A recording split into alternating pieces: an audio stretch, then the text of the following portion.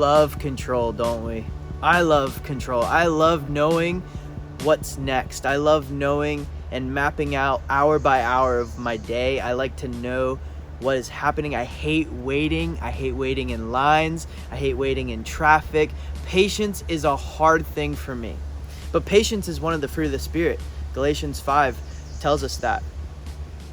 But for me, like, patience is difficult, especially during this time. And maybe you're watching this video and you're like, oh, are you kidding me? He's going to talk about coronavirus and how we're quarantined.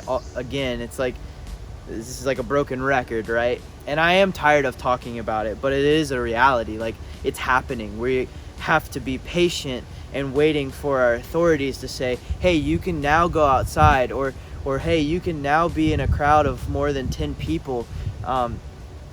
Quite frankly, I'm tired of this. Like, I'm done. I'm excited for all these things to be lifted.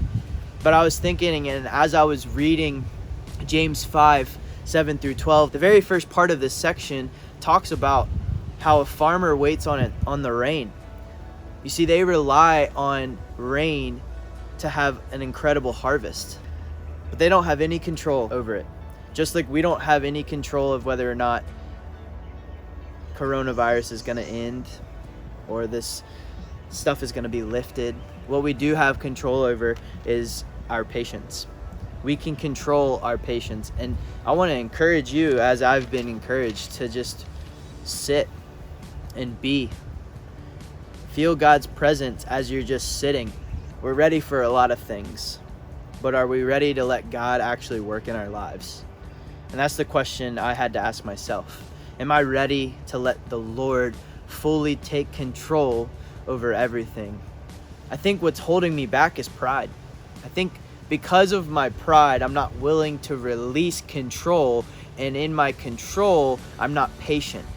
But if I can just release that control back to who deserves it, which is God, the creator of the universe, the one who sustains my every breath, the one who literally created everything around me, created the trees behind me, and knows me personally, knows every cell in my body. I should release that control back to the one who created everything. But you see, I'm not very good at that, and I'm trying to get better. I really am, and I think this passage has really helped me to rely on God.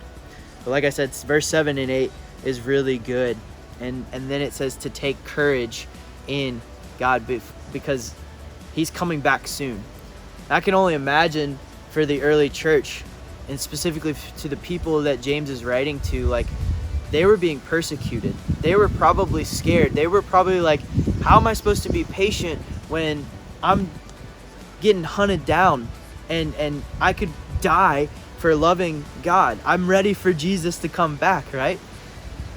You see, that should be our heartbeat and our prayer, but we should be patient in that, and we should be courageous through all of this. Again, I think it's all about releasing that control.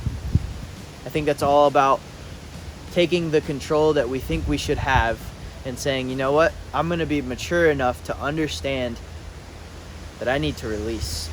Guys, I love you. Remember, like always, you matter. See you soon.